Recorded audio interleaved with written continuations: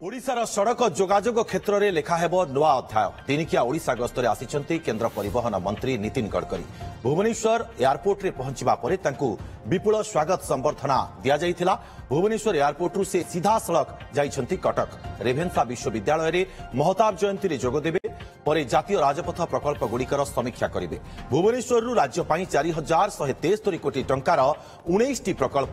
भेटी देवे गडकरी। यह भितर रही 17 जातीय राजपथ प्रकल्पर शिलान्यास और 2 लोकार्पण। 841 कोटी टंकार 44 किलोमीटर विशिष्ट 2 जातीय राजपथर उद्घाटन करेंगे गडकरी। सेपरी 144 कोटी व्यय टिटलागढ़ NH 59 बाईपास रोड 172 कोटी व्यय धर्मगढ़ लोकार्पण कर। अधिक सूचना प्रभात विषय आम सहयोगी कटक उपस्थित रहउछंती। प्रभात आज गडकरी विभिन्न कार्यक्रम रही कटक रे स्वतंत्र कार्यक्रम रही केतेबेले आरंभ होउछि कार्यक्रम।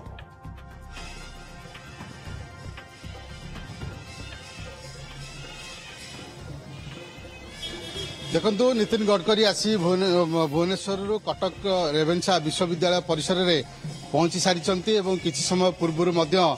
डॉक्टर हरेकृष्ण महताब जीवनी उपरे जो फटोचित्र करा जाइथिला जो कक्ष की कराइथिला सेठी वर्तमान से बुलिकी देखिले एवं वर्तमान से सभास्थल को आसुचंती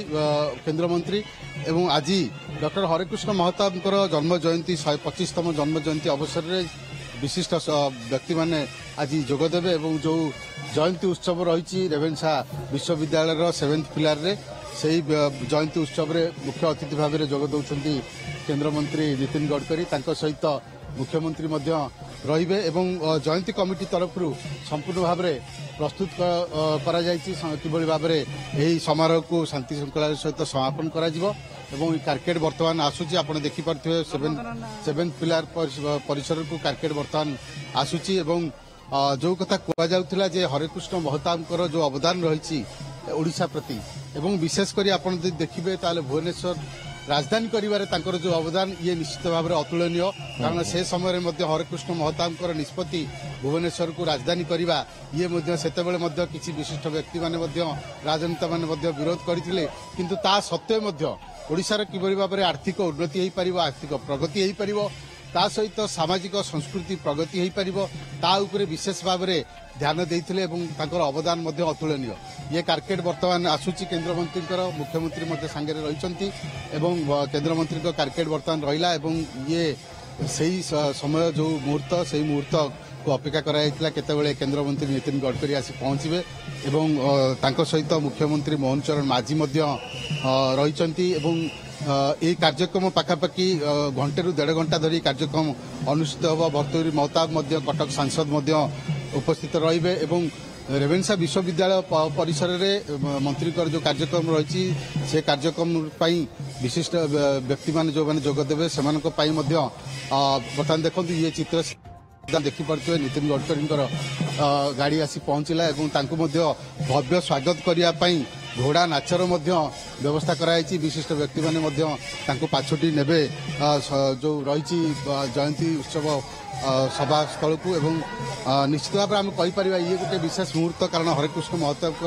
जो जन्म जयंती अवसर में आज जो कार्यक्रम रही से कार्यक्रम को जेहेतु केंद्र मंत्री आसुचंती तेणु ये ताकू दृष्टि रखी आज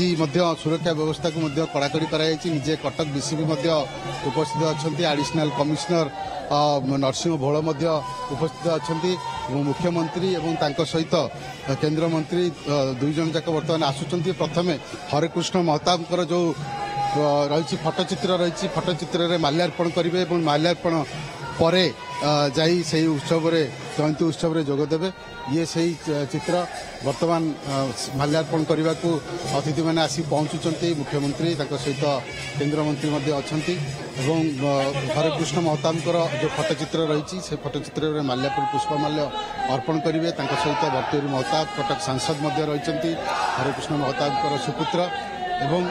विशेष करके आप देखिए ताहले आज कार्यक्रम निश्चित भाव में गोटे बड़